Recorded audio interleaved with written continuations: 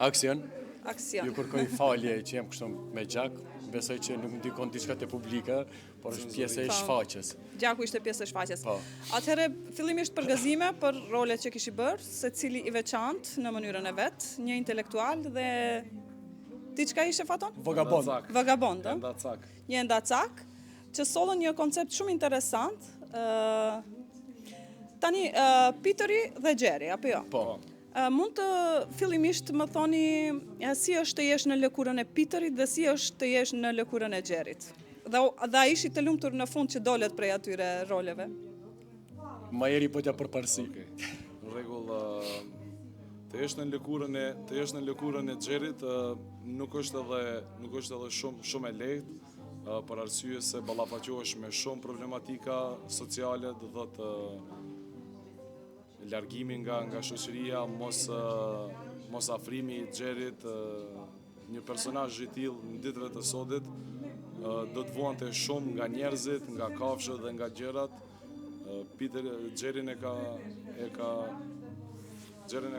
ka çuar deri në atë moment që të flas me sende, me shtratin, me ato, sepse nuk ka mundur të gjejë një botë kuptim me njerëzit. Është i ftohur nga njerëzit. Është i ftohur nga njerëzit. Kurse Peteri? Peteri nuk është i lehtë në krahasim kur ta shikosh në shikim të parë, të lë një përshtypje thua sa personazh i lehtë, sa i mirë, por për brenda ti ka mira probleme, është i vetmuar. Pavarësisht që ka gruan dhe një papagall, dy papagall. Dy papagall, plus Ishte batuta nga mbi gjitha është ky jetën e tij ka një çfarë mënyre mund ta them si robot. Qa do që i thojnë familja, ky vetëm thot po, ky vetëm han, pjen edhe dëshira e tij është për të lexuar në park. Aty e gjen vetën. Është shumë intelektual. Është intelektual. Ama nuk ngelet intelektual deri në fund. Ja, nuk ngelet në fund ky. Se, a bon ta zbulon? Nuk ngelet intelektuali se të gjithë jemi kafsh në çfarë mënyre.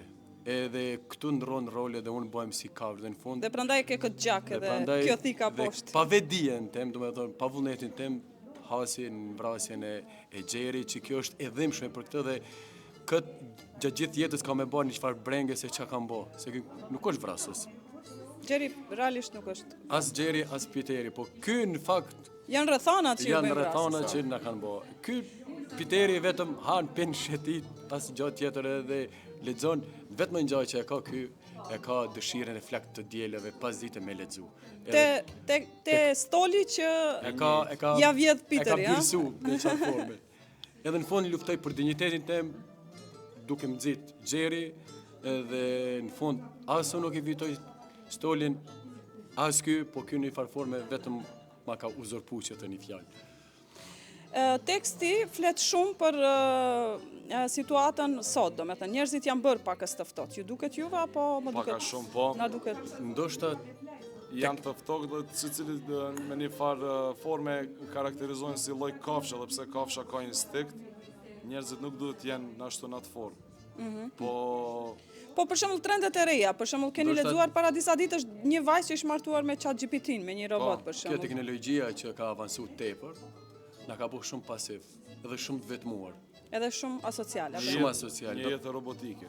Do thotë, ham pim edhe asgjë tjetër. Edhe sa i hapim sytë kemi telefonin dorë dhe them, kush na ka shkruar, çka na ka shkruar. Jemi shumë të mbarur prej teknologjisë. Kjo na ka bërë të pavlerë në çfarë forme, si shoqni, si familje, si nëpër festat i kem mundë me thon diku gjysore, më gjysore. Hajde një selfie, hajde story, hajde kështu, besoj që është e tepër. Unë veti përdor, po fatkeqësisht janë këto rrethana të tilla. Besoj që procesi ka qenë i bukur, pavarësisht që ju dy ditë para vitit të ri po jepni premierën, apo? Procesi ka qenë shumë i bukur, me punu me kushtrim bektesh, është një mrekulli, jo që është e kam edhe shok, e kam pasur profesor, e kam diplomu me ta e gjitha, por vërtet është një kënaqësi se ka mirë kuptim. Pak para ja thosha disa shokëve aty që shumë ka pas vullnet, kushtrim, po edhe na durim e kompromise kemi bë me orarin, sfidat të ndryshme, kushtrim me xhirime, ky me xhirime, unë me xhirime, dhe në fund ja dole të jepni një premier shumë të bukur apo jo? Po me vullnetin ton, bashkarisht. Gjithsesi ka qenë një projekt I lezetshëm, i vogël, por me domethënie shumë të madhe. Energji pozitive ka qenë dhe ka shkuar lehtë, si që thojmë, si në të lynë. Po, jemi në krejt në fund vit. Një urim për gjithë ata që na përcjellin në kanalin Luaj Derën, edhe në planin personal ka ndonjë rrisi? Një urim për vitin 2026, një ftesë deri tek publiku, ku do qoftë ai Kumanov, Shkup, Tetov, Gostivar, Kërçov, Strug, gjithandaj Dibër, ta përcjellin teatrin dhe edhe të vinë edhe në Kumanov, pse jo? Vinë edhe në Kumanov, po ashtu dhe kumanovarët të shkojnë në Shkup e në gjitha vendet, të shohin sa më shumë shfaqje, sepse aty mund ta gjejnë gjitha psejet e secilës pyetje që e kanë. Po. Unë kisha thënë për emisionin Luaj Derën, gjithve luani derën, dilni, jetoni, por mbi gjitha... Luani derën e teatrit. Po, mbi gjitha, vlerësoni vetën, edhe mos ia harroni ambicjet dhe ëndrat e juaja për t'i realizu. Kështu që të gjithë ua dëshiroj realizimin e ëndrave të juaja në vitin 2026. Faleminderit shumë. Gjithashtu, profesoresh, se unë vazhdoj prapë me thonë profesoresh, ke gjenë profesoresh e imja, të përgëzoj shumë për iniciativën, pa marrë parasysh se sa televizione ka në vendin tonë, në Maqedoni.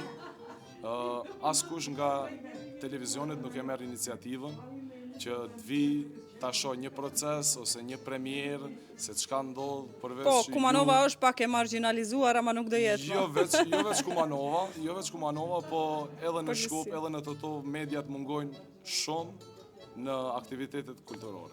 Edhe për fund, teksti shumë i bukur.